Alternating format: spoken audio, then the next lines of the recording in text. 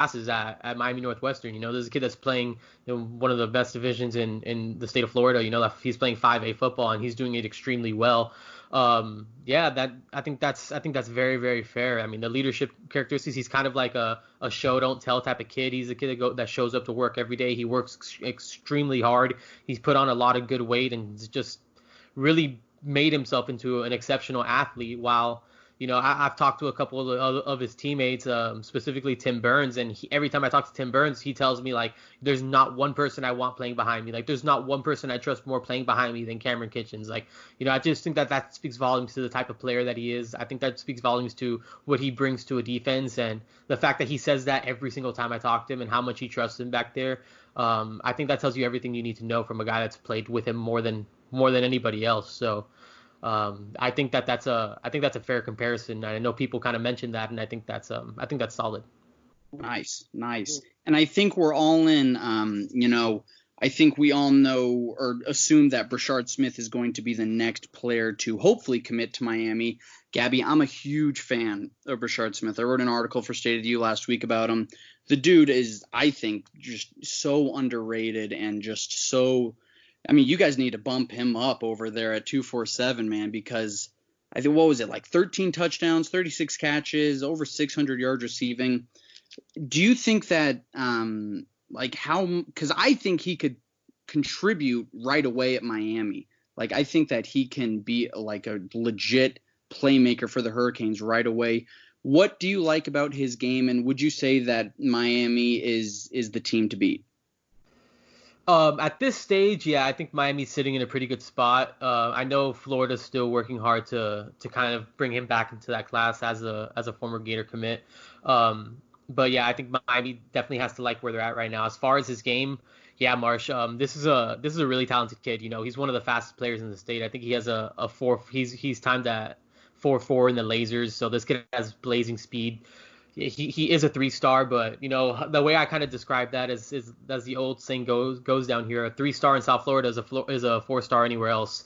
So I think this is one of those situations where you kind of throw the stars away. You don't really think about how the rest of the country views him. He is listed apparently a little bit smaller than he actually is. We're still waiting for some verified like measurements and weight there, but I think he's listed at like 5'9.5", like 160. Apparently, according to his coach at Palmetto, he's 5'11", closer to 190 now. If that's the case, I mean, I really honestly could care less what he's rated. I think that this is just a kid that's really impressive, extremely athletic, really fast, and he's one of those guys. I mean, you said it, 13 touchdowns on 36 catches.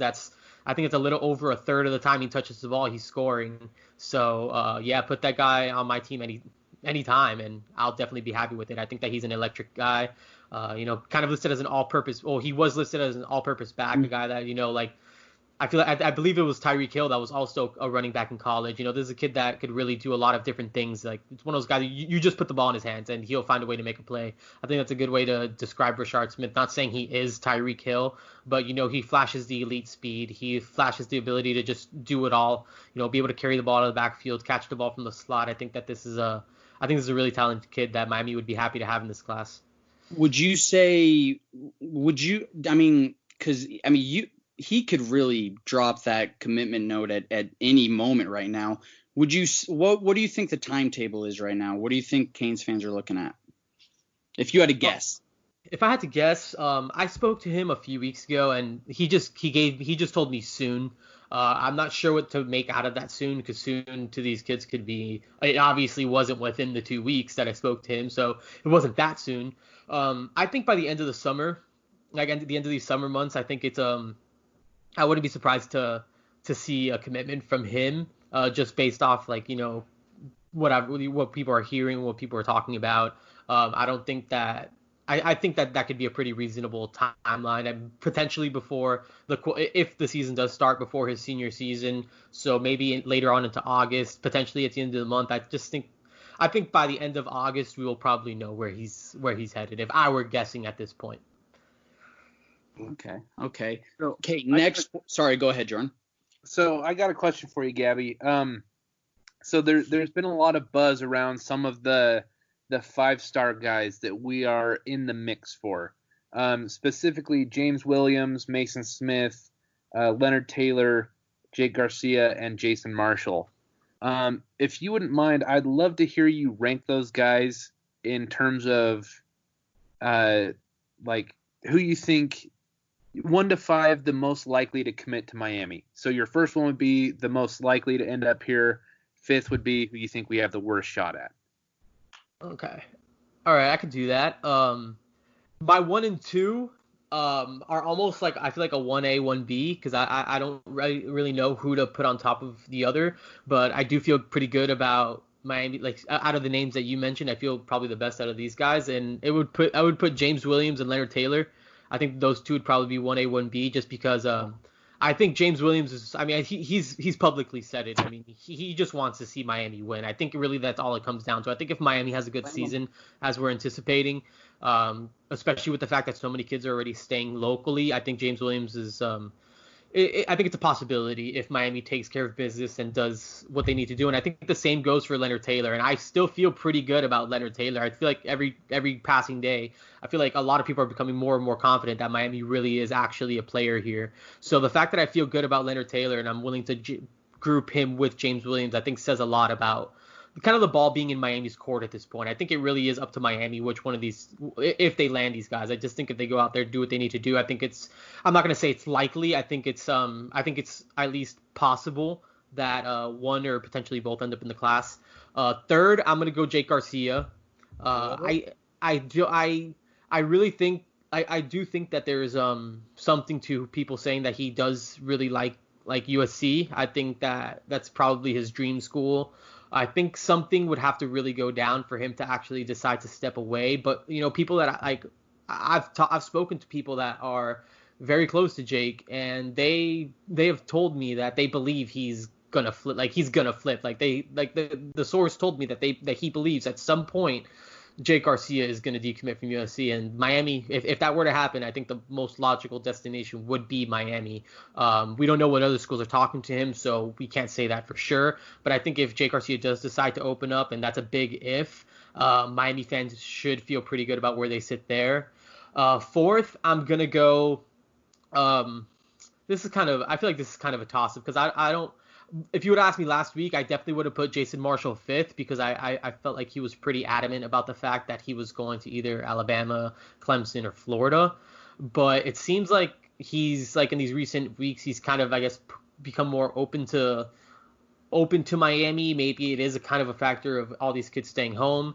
The rumor is that he's going to expand his top group. One of our writers at 24/7 Sports, Christopher Stock, he actually spoke with his coach, and that's pretty much what he said, that the idea is that Jason Marshall's going to expand his top 3 maybe to a top 5, and Miami is expected to be a part of that group. So because of that, I'm going to put Jason Marshall at 4. I'm going to put Mason Smith 5th, and I feel like that's really not even like in this situation. It's really like I'm putting him 5th. Like normally that would be like no chance, but I don't think that that's really the case. This is a guy that has visited Miami before. Like he's competed in front of the defensive staff. So the fact that Miami's made the cut and that he's already been on campus at this stage in this atmosphere, in this climate of the way recruiting and college football is kind of at right now, I think the fact that the kid has been on campus really is kind of it really has like a leg up on a program that he hasn't visited but maybe likes the idea of. So I think that the fact that Mason Smith's been to Coral Gables, I think that there's at least something there. But at the end of the day, he is from Louisiana, and LSU is freshly off a national championship, and LSU gets what they want in Louisiana, and they want Mason Smith. I think it's all but certain that he probably ends up committing to the home state Tigers. I just can't imagine Miami beating out LSU for an in-state product like that at this stage, especially one so highly touted. He's good, man. I love his tape. Yeah, I mean they're all good. I mean I want them all to come to Miami, especially. Yeah. I'm still confident that he makes that flip. Okay, so you and I both wrote a piece on this, little more recruiting news. 3-star offensive guard Ross Masuli from SoCal, Mater Dei High School in Southern California, put the Miami in his top 5 yesterday. Question 1. Do you think Miami makes a serious push at him? And 2, well, I guess 2 should be 1. Do you think Miami is going to take another offensive lineman in this class, and do you think they need to? I'll answer the second one first. I think that it's possible that they take a fourth one. I know that if signing day were tomorrow and these were the 3 guys that they signed, I know that they would be happy. I know that they would be very satisfied with, with Michael McLaughlin, the offensive lineman out of Stoneman Douglas, Lawrence Seymour, the offensive lineman out of Miami Central, and Ryan Rodriguez out of Columbus. They would be very satisfied with that class. I think a fourth guy would have to be someone that is really just, how Pat Riley calls his free agents like a whale. Like, it would have to be a whale. It would have to be, I think it would have to be a Tristan Lee. Right. I think it would have to be someone of that caliber. I'm not sure if they're going to go take a fourth, because you got to remember, Miami's sitting on 17 commitments right now. The numbers are getting a little tight at this stage, especially with so many targets that they still hope to really get after. So I think if they do take a fourth, it's really going to have to be one of those type of guys. Are they going to take an interior lineman from California that hasn't played football in a year? Because he after he transferred from Cathedral Catholic as a sophomore, he had to sit out last year due to the California transfer rules before landing at Mater Dei now as a senior, and we still don't even know if there's even going to be a high school football season. So is that going to be the fourth guy you take? I'm not saying the kid's not talented. I think he was like first team All-State as a sophomore. This is a talented kid, no doubt. But are you gonna do that? I'm honestly not 100% sure at this stage that they're willing to do that. I could be wrong. Things can change. This is a very fluid situation with everything going on right now.